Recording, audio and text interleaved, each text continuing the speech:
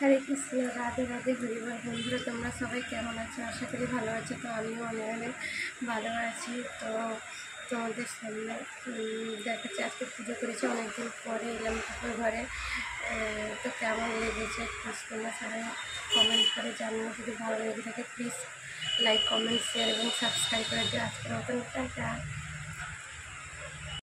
তো বন্ধুরা দেখো কেমন হয়েছে, তোমরা সবাই কমেন্ট করে বলো। আমি সাজিয়েছি, তো এটা 3 দিনের পর ভিডিও। তো ভগবানকে সাজিয়েছিলাম, তো কেমন হয়েছে তোমরা সবাই কমেন্ট করে বলো। জানি না, কিন্তু আমাকে খুব সুন্দর লাগছে।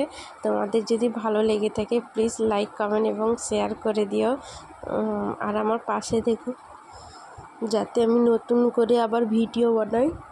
তোমরা যদি উৎসাহ দাও তাহলে আমি কিন্তু আরও ভিডিও বানানোর চেষ্টা করছি। তো আমি ঠিকঠাক পারি না ভিডিওটা করতে, এডিটিং করতে।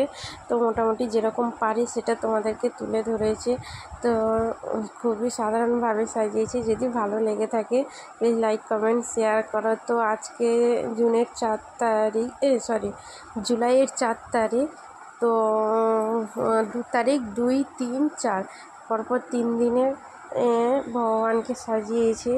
তো আমার খুবই ভালো লাগছে, তাই তোমাদেরকে দেখালাম। তোমাদের যদি ভালো লেগে থাকে তাহলে তোমরা ভিডিওটা পুরোটা দেখতে থাকো, স্কিপ কেউ করবে না। প্লিজ রিকোয়েস্ট থাকলো, অনুরোধ বলতে পারো।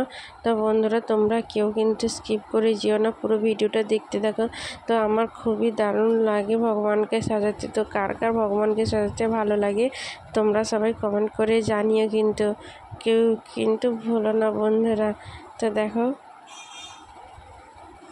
এখানে তুলসী দেবী আছেন, তুলসী মহারানী দেবী আছেন, আর এখানে সমস্ত ভগবানকে সাজিয়েছে। তো দেখো, এখানে গুরুদেব আছেন, মাঝখানে শিব ঠাকুর আছেন, গোপাল ভাইয়ের সিংহাসন আছেন, আর নারায়ণ ঠাকুর আছেন ওখানে।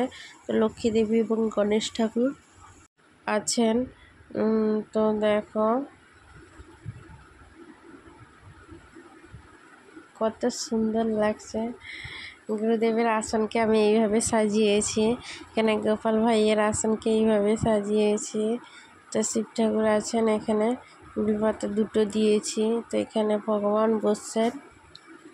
তো দেখো কীরকম ফুল দিয়ে সাজিয়েছি। তো দুধ কাঞ্চন ফুলগুলোকে 3টে থাকে বসিয়েছি, তারপরে একটা হলুদ ফুল।